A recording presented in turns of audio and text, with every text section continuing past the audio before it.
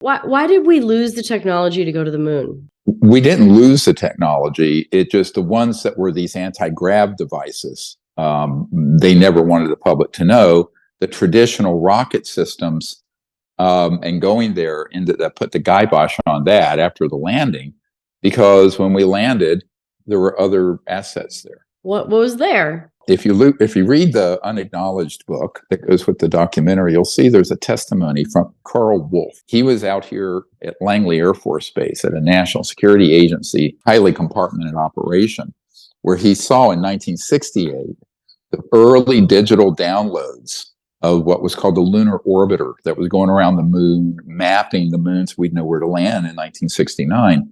And in some of those images were ancient structures, and also there were some newer structures. Now, this is 1968. Is this on the dark side of the moon? Is this the side that we don't ever see?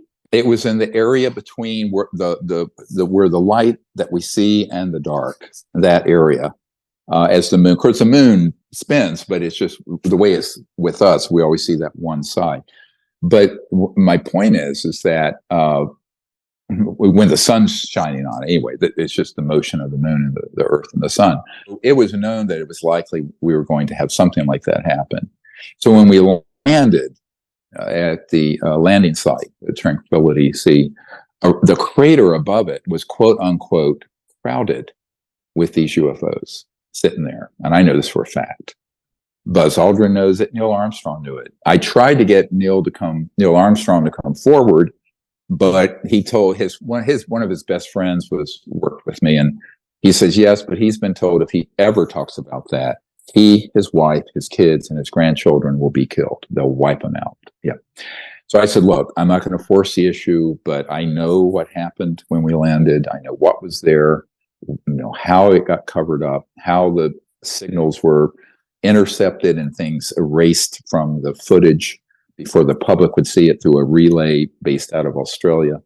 At any rate, the point I'm making is that, yes, so I think at a certain point it was decided maybe we shouldn't be going back. So they after a few more events, they sort of wound down that moon project. Initially, we were going to build a base up there and do all kinds of stuff. Now, keep in mind, it wasn't just extraterrestrial assets. There were man-made assets. Already on the moon? From before? From the ancient times? No, from this covert group. So remember, let me give your listeners a date. October 1954 was the date we mastered what's called gravity control, these electromagnetic field systems. So one of the things we're going to show in the Lost Century and at the National Press Club, the National Press Club event in June may happen before the film's out. The distributor's still trying to fix a date.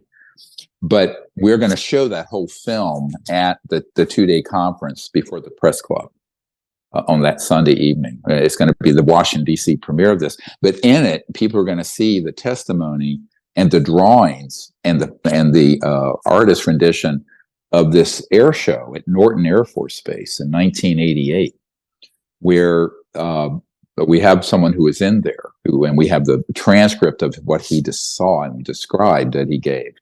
That were 3 of these man-made circular UFOs. I think one was about 25, 30 feet, one was 50, and one was 100 feet.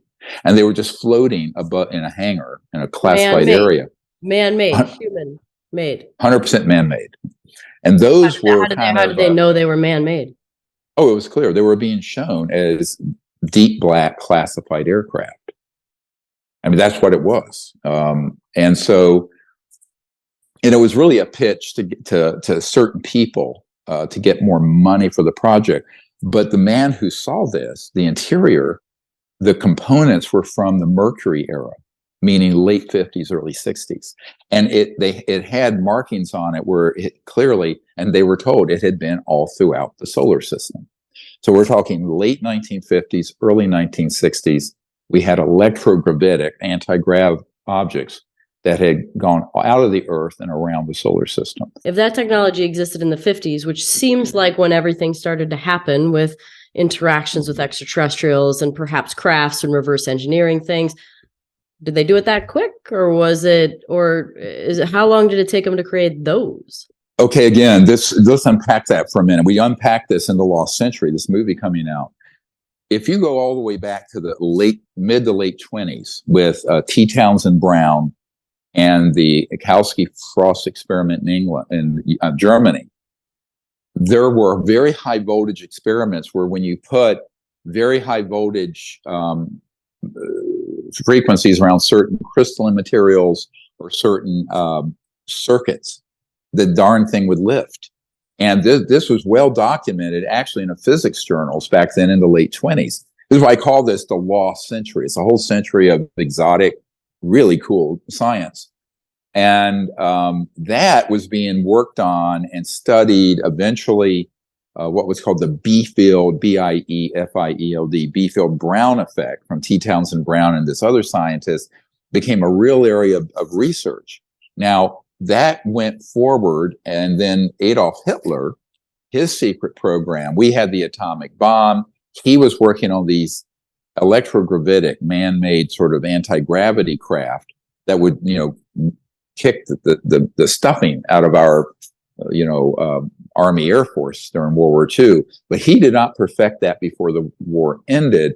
And so Senator John Warner, who is the Republican senator who passed away last year, his son, John Warner IV, I met with, and we've interviewed him. And he talks about how his grandfather, his mother's father, Paul Mellon, one of the few billionaires in the world at the end of World War II, went over to Germany, got this disc. Now, there was the so-called Nazi bell. This is an actual disc. It was anti-gravity. And Allen Dulles, who helped found the CIA, and Paul Mellon, and George S. Patton went over there, secured it, brought it back to the United States at the end of World War II in 1945. And then we had Operation Paperclip, where we brought over the most brilliant Nazi scientists like Werner von Braun, Hermann Oberth, others. Now, so the research that had been done 20s, 30s, 40s then got greatly boosted, let's say, by the downing and study of the extraterrestrial vehicles of the 1940s and 50s. So you had two big rivers combined in terms of scientific research, very black, very classified, that then resulted in this breakthrough where they actually were able to control accurately what they call gravity control and one of these electromagnetic devices. What Hitler had was unstable. And actually, the early ones that you see from the late 40s and 50s, in some of the old movies, you'll see this UFO and it looks like it's fluttering like this. That's a man-made one where they hadn't gotten the control of it mastered. It was unstable. Yeah, it wasn't a stable flight system at that point. Okay. But where they got good gravity control was October 54. By the late 50s, we had the man-made ones. Unfortunately, they've also been used in simulating ET events with abductions and other things. So the public, not knowing what I just told all of you guys, are going to see something like this and go, "Oh, the aliens did." I said, "Yeah, right. That's one of my uncle's company's classified objects, or a Lockheed Skunk Works object, or a Raytheon triangle." Okay, so now we're to the 60s. The three crafts are on the moon, and Well, no, I'm just saying these other craft have gone all through the soil. Which ones were up on the moon? Yeah, I don't have enough information to know whether those were ours or extraterrestrial. Oh. It's quite possible when we landed on the moon, there were ETs who were there because they were concerned that the Apollo mission was a proxy for the Cold War and the Soviet and American competition. And I think there's a policy out there amongst these advanced civilizations that you don't go out into space unless it's in a peaceful, unified purpose. You don't do it for conquest and military purpose. I think it's a major directive from these civilizations, which, by the way, there are many, many of them. It's not just one. And so I think there is a policy not to let a primitive, violent civilization such as ours too far out there. So I cannot tell you. That's us right now. I personally have not seen the footage. I know people who have seen the footage. of those objects that were when we landed. But I don't know from the description, I can't tell you if it was one of our man-made ones or an extraterrestrial. There are certain things you can tell. An extraterrestrial vehicle is seamless. Even the light from it is unusual because it's so pure. A man-made one, if you're close enough to it, it's going to have seams, it's going to have rivets, it's going to have parts. The interstellar ones do not, because of how they're manufactured, which we're also going to show in the movie. We're going to show actually how they bring from a trans-dimensional field of energy into 3D. It's like trans-dimensional 3D printing, but the whole craft is this integrated, seamless object. And so are their suits. Their suits don't have buttons and zippers. They materialize on and off. I know, how that's done, and they're very interesting technologies. So if you know what to look for, sure, you're not going to be fooled. But this is such a granular level of information. And so for most people who would encounter a man-made UFO with critters that look like aliens, they're going to get tricked. Yeah, sure, because we haven't seen any of it. Why are extraterrestrials interested in us? Well, I think there are two things. One, they see the great promise of humanity, but they also see that we're in a really big problem right now. So if you look at the modern era, and this is not talked about often, and I want to emphasize this, if you look at the modern era of the UFO issue, it all started really in the 40s, and particularly when we detonated the first atomic bomb. Why? Not only was that like a big red flag going up over the planet saying, wow, these gorillas are getting a little crazy here. We're 98% identical to gorillas and chimpanzees. Some of us more than others. Speaking for myself. What I've learned is that everyone knows what an electromagnetic pulse is from an atomic bomb or nuclear bomb.